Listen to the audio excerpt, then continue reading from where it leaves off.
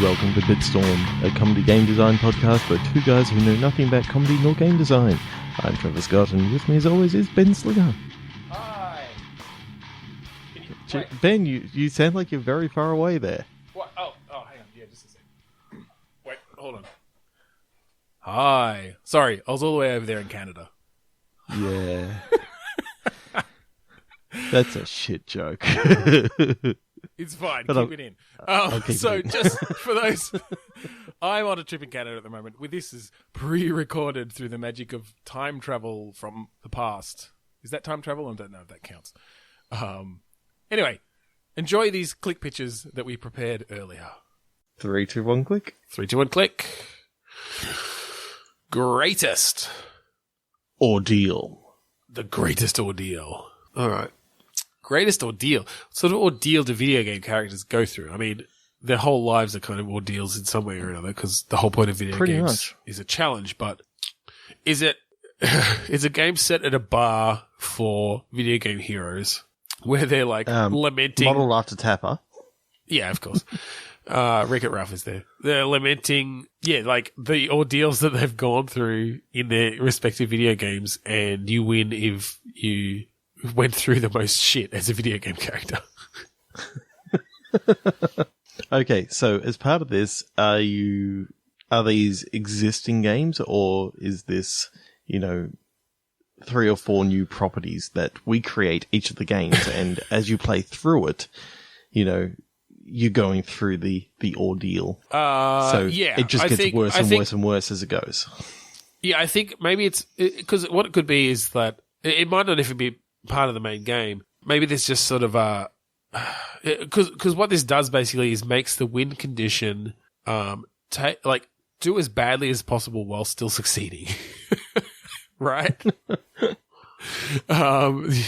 So you can maybe you get points for being on really low health. Maybe it's a bit like how in the Burnout games, you're like building up your burnout meter by doing things like driving on the opposite side of the road or near misses and stuff. Maybe it's like that. Like every time, like whenever you're on really, really low health, you're just building up your meter or you're building up your points. Every time you, kill someone while you're on low health, or you just like slightly dodge out of the way of someone, it's a near miss and you get points. It's all about nearly dying constantly, as much as you can throughout this game, nearly dying. So it encourages recklessness up to the point of death. But punishes death. If you die, you don't get to the bar at the end to tell all your mates, whoa, all the shit I went through today.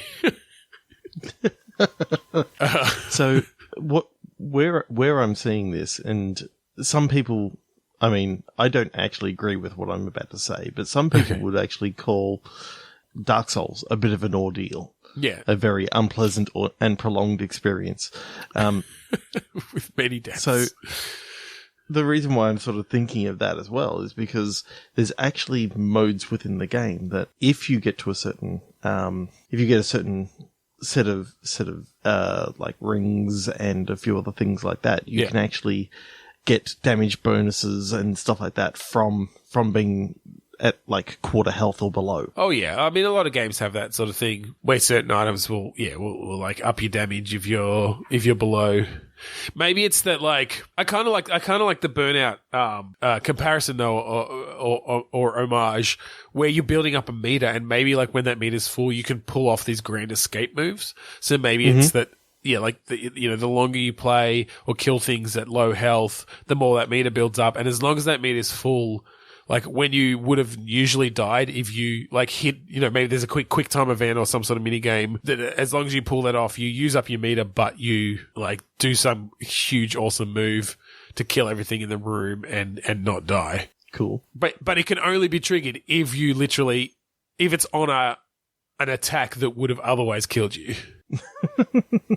Right? So there's this real incentive to just be fucking at low health all the time, riding that edge. Yep. Yeah.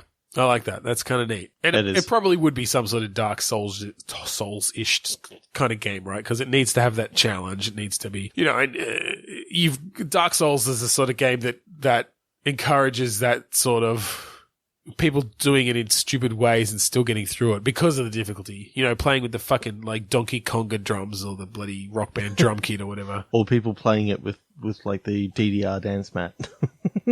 Didn't someone beat it playing with fucking bananas or something that were hooked up as, I don't know. Yeah. Yeah. And potatoes and a few other things like that. It's amazing what people have actually managed to do. I've never played them. Anyway. Yeah, I have. I like them. Yeah. Let's click again. Okay. 3 to 1 click. Favor. Pledge. Favor pledge. Right, well that kind of brings to mind like, you know, the whole thing with the lady pledging herself to a knight or something, like dropping the handkerchief or something. Isn't there something around that with the sort of traditional knights in shining armor? Yeah, see, I went to like a fraternity or sorority where you're pledging. Right, okay. So I'm just imagining, you know, the horrible sort of things that people are being put through to actually the ordeal that they're being put through to become a frat or a sorority. Yeah, member. okay. We could do a game around fraternities or sorority. Like, that's interesting. I will come out at the beginning and say that I think they're horrible organizations for the most part. But anyway. And that's why we're going to satirize them. Yes, exactly. We're going to satirize them. All right. So you're what is it? You're a pledge rushing. Is that what it is? Rushing to join a frat? I don't know. We don't have them here in Australia. So I'm garnering all of this purely from like fucking Animal House and like American Pie movies or something. Was it? I don't know. Did they do that? Yeah. Anyway. Yeah. In like they had American Pie Beta House and oh god, yeah, the like knockoff, the Naked Mile, the knockoff ones with all of Stifler's cousins. Yep. Maybe we can make it one of those. Maybe it's American Pie. Like it's a spin-off game of American Pie where you play Jared Stifler. Was that one of them already? I feel like Jared is a very Stifler name. Yep. And he's doing a favor to his brother and organizing, you know, for him to be able to pledge into the fraternity. Yeah. Yeah. So this is yet another Stifler. The grand tradition of disgusting sexist Stiflers who like sexually harass women. And he goes through this entire game just like getting the shit kicked out of him as a pledge, basically. Yep. As we somehow satirize the horribleness. Oh, in fact, we don't do this often. Yeah. It's a sorority. Okay, yeah. And it's a female Stifler. Ah, yeah, okay, that's interesting. So because she is I mean, horrible. all the movies they just went into the male ones. So maybe she's actually really, really nice, but she wants to get into the sorority because her mum was in the sorority and her grandmother was also in the sorority and all this sort of stuff. But she's a legacy, kind of uncool, not sexist at all, but she realizes that some of the people around there are a bit sexist. So I think it might be a way to break away from the general Stifler mold. Yeah, okay. That's not a bad thing. All right, what's her name? Stephanie Stifler. Stephanie? That's horrible. Steph Stifler, yeah. Her parents were, her parents were Stiflers, so they were assholes. They gave her a shitty name. Steph Stifler. All right, so she's like the good Stifler. Obviously, it's a father was a Stifler, and her mum wasn't. So she's trying to get rid of the Stifler name as such. Okay. I kind of like where this is going. All right, so she's trying to sort of not live up to, not follow in the footsteps of the Stifler name and be a total horrible prick. But she still wants to join this sorority, so she has to do some of the things that these sororities, you know, and I mean, sororities really aren't women friendly in a lot of ways either. Like, so much of what sororities need to do is about making yourselves look good for the men in the fraternities, right? Mm-hmm. Definitely not feminist organizations. So, What's the gameplay though? What is this? Like a point-and-click adventure or something? We go there a lot, but it seems narrative-based. It seems narrative-based. I think maybe the stories that her mum was telling her about this place was they're not a typical sorority and, you know, they respect brains over beauty. Right. But when she gets there, it's just a typical It is sort just of a typical So sorority, and her mum's just like looking through rose-colored glasses. She's trying to subvert the entire sorority by getting in there and then trying to change people's become minds leadership and turn it around. Also, so maybe it was like that when her mum was there, but in the meantime, it's just degenerated into the standard, horrible throw parties, have sex with frat boys sort of thing. And she's trying to turn it back into something more respectable. Yeah. Tearing it down from the inside. I quite like it. So, is it point and click or is it... Maybe it's VR and we can really, because most people who play games are men. So maybe this is actually an opportunity to really give men an idea of what it's like to be horribly, horribly sexually harassed. Horribly, horribly sexually harassed? Yeah, exactly. That's not exactly... I think having something... We're trying to educate the privileged masses. Oh, see, my mind's just gone to, the first party and you got to be careful about your drink and all that sort of stuff. And it's like, oh God, can go down some very dark alleyways there. Well, this is the thing. As sort of happy-go-lucky as all those college movies are, the behavior that's within them is actually really problematic and probably difficult to turn into a video game without continuing those problems. Maybe it needs to be an educational game. Maybe it needs to be that no matter what happens in the game, you keep on getting catcalls. You keep on getting. That's it. No matter what you dress in, no matter how you behave, it's showing that victim blaming is not what you do here, because men are the issue, and specifically frat boys are a huge issue, and. I don't know. So the way to turn the sorority around is to destroy the frat system. Yes, definitely. Destroy the Greek system completely. That's the only win condition. How to turn the sorority back into what it should have been is to destroy the whole system. Yeah. Yeah. And then it just turns into community at the end. It's community. The whole thing was a meta community episode. Awesome. Well, yeah. I think we tackled some. That was an interesting one. I'm not sure there's much of a game in there, but hey, don't be an asshole. We tackled the big issues. Yeah. 3, 2, 1, click. Sneezing. Bun. Wait, bun? Yes, B-U-N. Okay. All right, sneezing bun. Okay, so it's a sentient bun. Yeah, I was kind of going that direction too. I'm not sure why. With a cold? So I think what's actually happened is the yeast has caught itself an infection, and it's the flu basically. Right. And so in the heating process that would normally kill off the yeast and all that sort of stuff, or whatever would normally kill off the yeast, it hasn't quite happened, and so the bun is sentient. Right. And you play the bun, and your whole idea is to get out of this bakery. But it's a stealth game, but the bun sneezes. So okay. And there's a lot of flour and stuff in bakeries, so it's like a matter of avoiding things that will cause you to sneeze and attract the attention of the baker. I'm almost picturing. I haven't actually played it yet, but I've seen some video of that game, Little Nightmares. So it could actually haven't played it yet. It could actually be really dark. And if you get caught, it's like this horrible baker just comes and finds you and chops you into pieces and eats you, rips you apart, and tears you apart. That's some good bun. Nice bun. Yeah. So what are you playing? A finger bun? Well, maybe there's some character customization.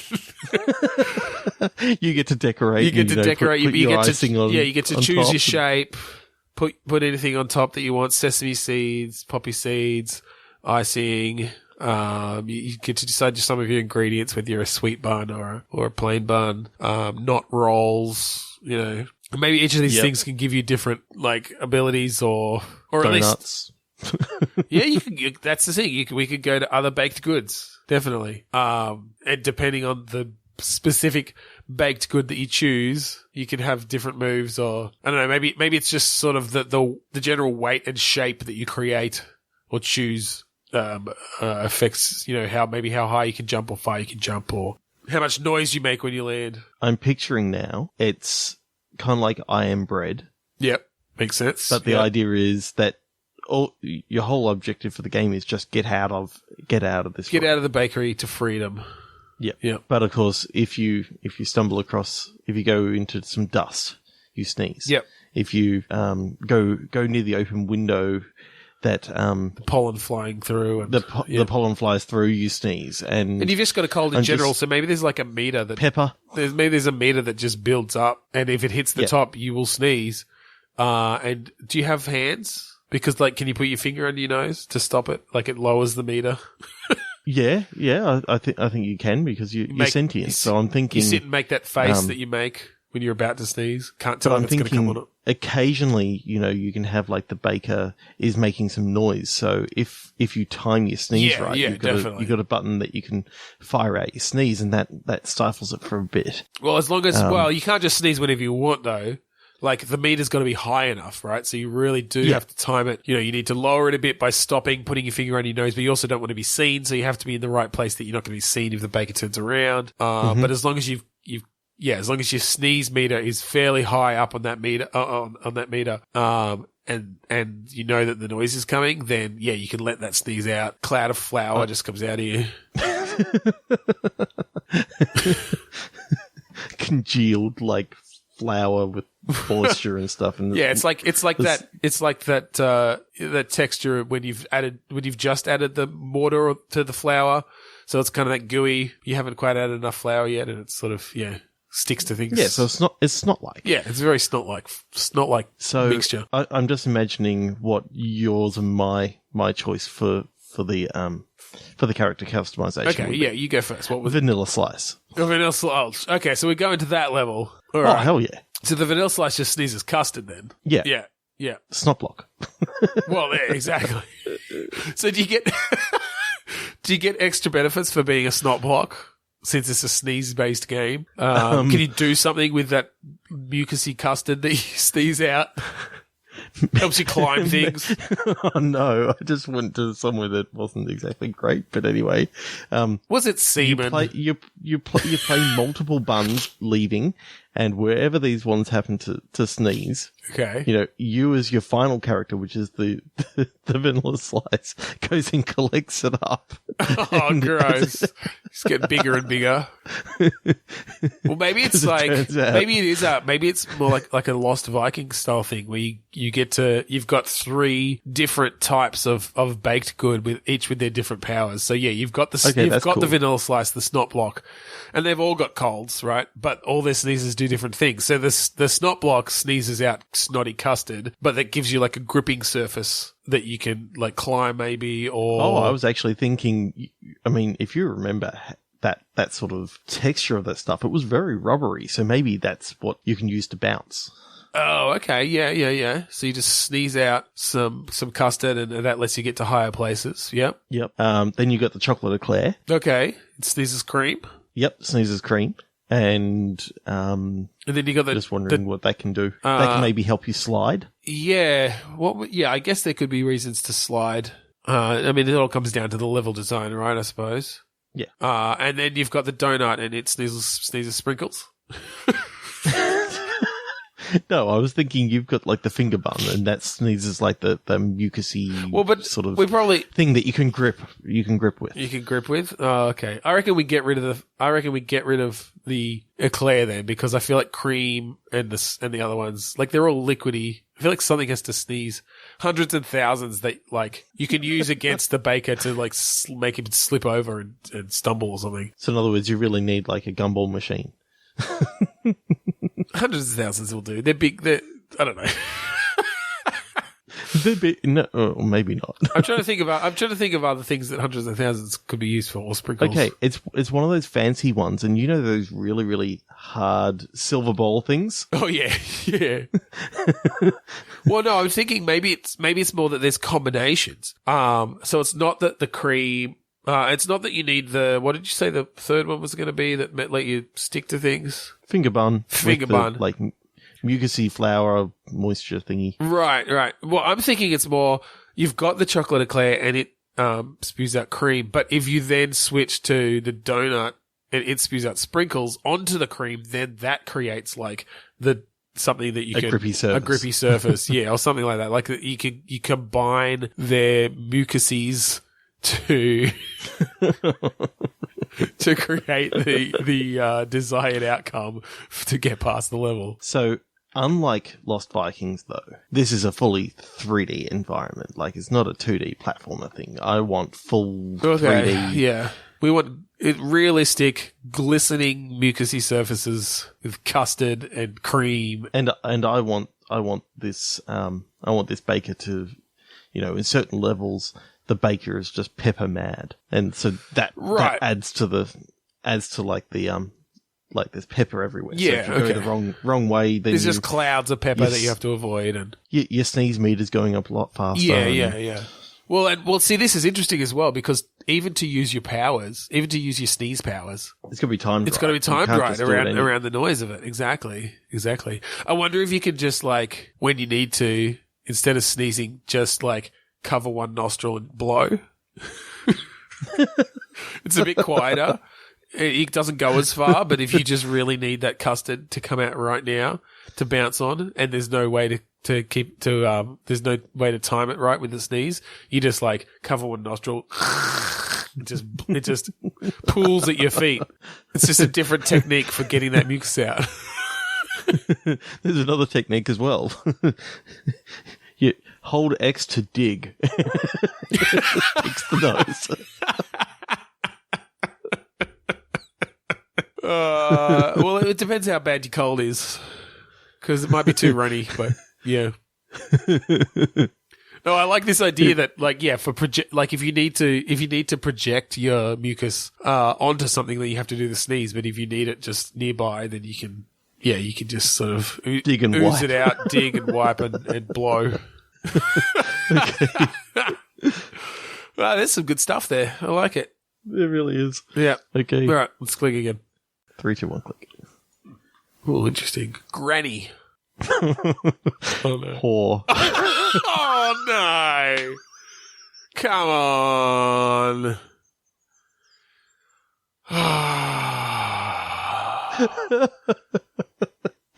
All right, I'm just trying to think if there's anything we can do that's not horrible.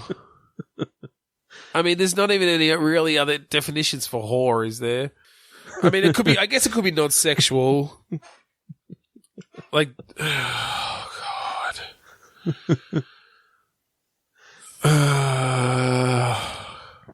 Okay. No. Oh, So- okay. You do have something. Okay. So you play the granddaughter Okay. of obviously you granny. Yeah. And your granny isn't long for this world. And she actually says that, the one thing that she always wanted was like, a real, hunk of a man to, Okay. Yep. to have and to hold, as it were.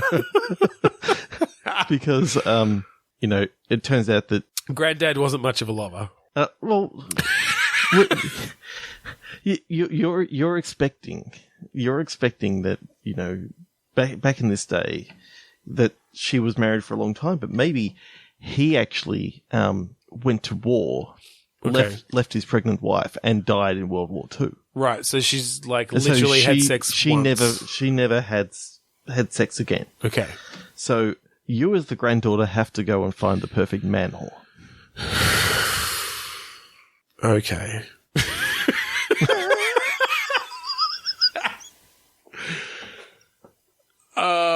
What's the Come on, gameplay? I took it.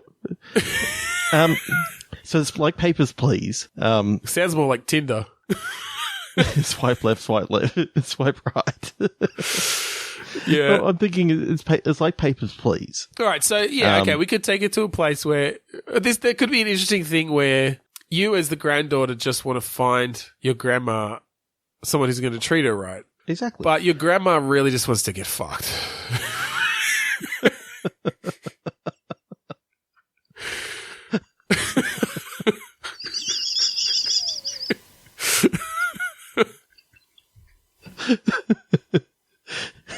but in a sensual, loving way. Yeah. In a sexual, loving. I said sensual. Oh, yeah, I just mispronounced sensual. In a sensual, loving, horny boy, hammer it home way. Mm-hmm. So, the only thing is, and this is sort of like the stipulation that Granny says. Okay. Is that it can't be a male prostitute. So you've got to find the right person who's going to fall into the lie that he's not actually a male prostitute. Because she wants someone who actually loves her for her and not, she doesn't want to pay for it, effectively. So, oh, God. I'll just back up and I didn't say that. Yeah, well, I'm just, because I'm not sure where we can go. Because either you're literally like deceiving your grandma into having sex with a prostitute, or you're trying to convince regular people in the street to have sex with your grandma, like, which is fine. I mean, in general, it's not going to, like, yeah. Okay, so I'm imagining young I don't want to Kathy. bring in any ageist stuff here either, right? Like, Yep. No. Yeah. And you haven't. I'm just saying, like, grandmas should have good sex lives. I want them to. Yeah. Yeah. And we say granny, but it's like, I have a look for like how old, say, our parents are and their grandparents. Yeah. It doesn't have to be 90. No, I know. 90 I know. odd. We're talking maybe 70s.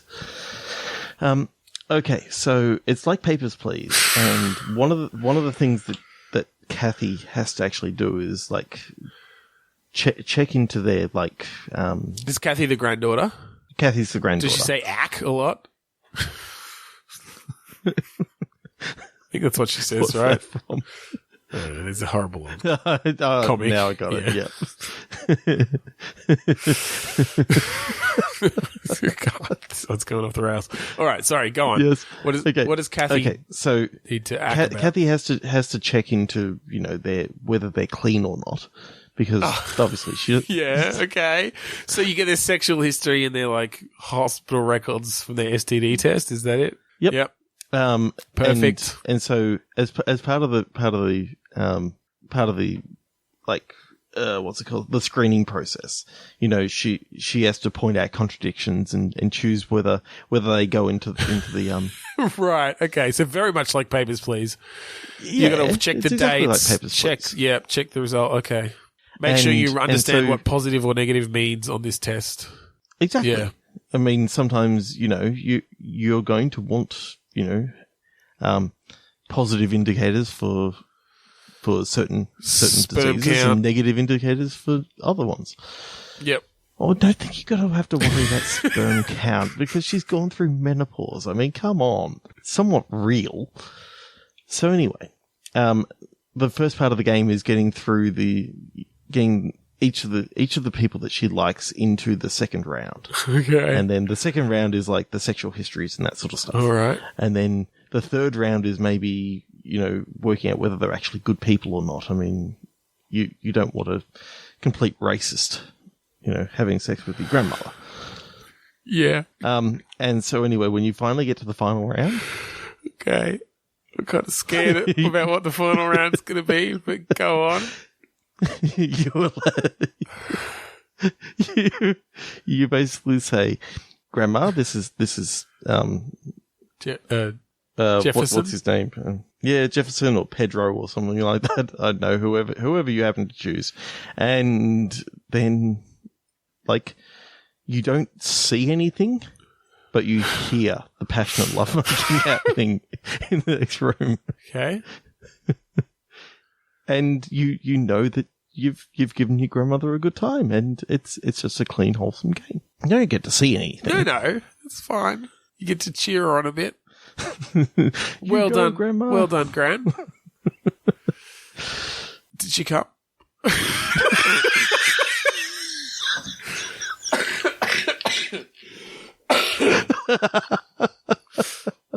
Oh, yeah. Bitstorm Junior. Bitstorm Nights. Bitstorm After Dark. Okay, and that's all we have time for today on Bitstorm. I'll be back next week with hopefully a guest from the AGPN or another buffer episode that I recorded earlier with Ben. You can check us out on Twitter, Facebook, and Instagram. We are Bitstormcast on all those. Find us on iTunes. We'd really love it if you could rate, review, and subscribe to us there. We've also got a website, bitstormcast.com. We'd like to thank Kuradust for our theme song, Mount Defiance, off of the album Containment Failure. Ben's been working on a website, Podchaser, so feel free to check that out using the beta key Bitstorm and give this episode and all our other episodes and podcasts a bit of a rating on there as well. We'd also like to say hello to all our fellow AGPN podcasts out there. Check them out on Twitter by following the hashtag AGPN, or on Facebook, the Australasian Gaming Podcast Network. And I've been Trevor Scott, and Ben has been Ben Slinger, and thank you for joining us on this episode of Bitstorm.